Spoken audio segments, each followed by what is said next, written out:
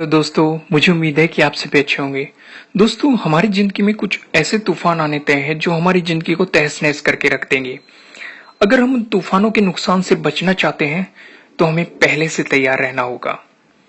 और आपको तैयार कैसे होना है, तो उसके लिए इस कहानी को अच्छे तरीके से समझिए। बहुत समय पहले की बात है। आइसलैंड के उत्तरी छोर पर एक किसान रहता था।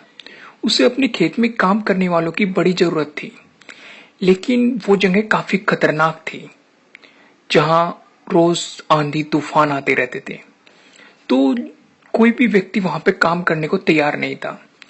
तो किसान एक दिन शहर गया और उसने अखबार में इश्तेहार दिया कि उसे खेत में काम करने के लिए एक मजदूर की जरूरत है। किसान से मिलने बहुत मजदूर आए, लेकिन जो भी उस जगह को देखता, उसके बारे में सुनता, तो वहां पे वो काम करने से मना कर देता। तो आखिर में एक सामान्य कद का पतला सा व्यक्ति उनके पास आया, किसान के पास।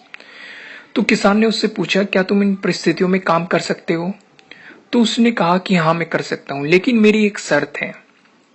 तो किसान ने कहा, क्या शर्त है तुम्हारी? उसने बताया, जब हवा चलती है तब मैं सोता हूं। व्यक्ति ने बताया किसान को।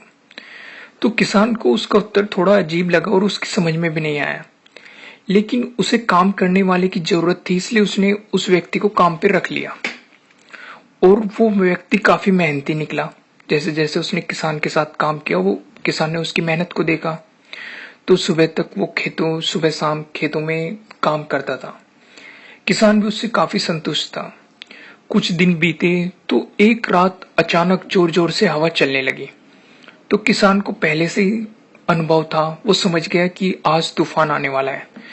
तो वो पूरी तेजी से उठा, उसने हाथ में लालटेन ली। रात का टाइम था और वो मजदूर की झोपड़ी में पहुंचा। तो उसने मजदूर को कहा, जल्दी उठो, देखते नहीं तूफान आने वाला है। इससे पहले कि सब कुछ तहस नहस हो जाए, जो फसल हमने काट के रखी है उन्हें अच्छी तरीके से बांध देते हैं, उन्हें ढक देते हैं, और बाड़ी का जो कीट है उसे भी रस्सी से कस के बांध देते हैं, किसान ने चिल्लाते हुए कहा। तो मजदूर बड़े आराम से लेटा रहा और बोला, नहीं सर, मैंने आपसे पहले ही कह दिया था कि जब हवा चलती है तब मैं सोता हूं। तो यह सुनते ही किसान को बहुत गुस्सा आया। उसके मन में यह आया कि इस मजदूर को यहीं पे गोली मार दूं, पर अभी बहस करने का वक्त नहीं था। तो किसान को तूफान का अंदाजा था।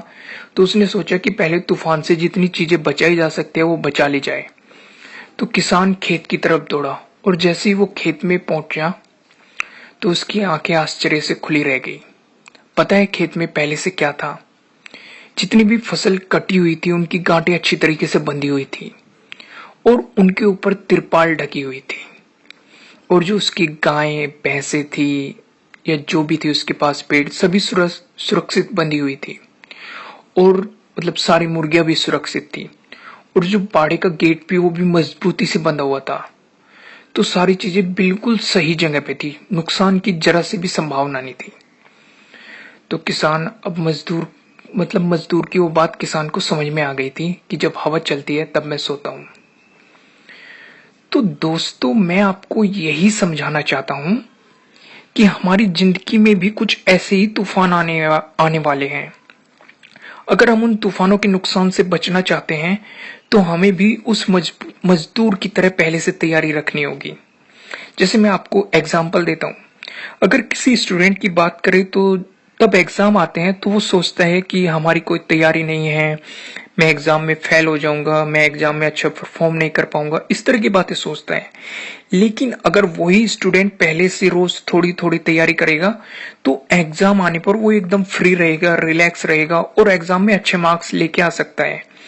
पर लेकिन कंडीशन है, उसे पहले से ही तैयारी रखनी होगी। मैं आपको एक और एग्जांपल देता हूँ। हमारी लाइफ में हमें टाइम टाइम पर पैसों की जरूरत पड़ती है। अगर तब हमारे पास पैसे होते हैं तो हम उन्हें यूज कर लेते हैं, नहीं होते तो हम किसी दूसरे से हेल्प लेते हैं, चाहे वो दोस्तों से हो, रिलेटिव से हो, पड़ोसियों से हो, किसी से भी हो। या फिर हम लोन ले बैंक से, किसी भी तरीके से हम अरेंजमेंट करते हैं। लेकिन अगर हम हर महीने थोड़ी थोड़ी बचत करेंगे, तो हम जरूरत पड़ने पर उन पैसों का सही जगह पर और सही इस्तेमाल कर सकते हैं।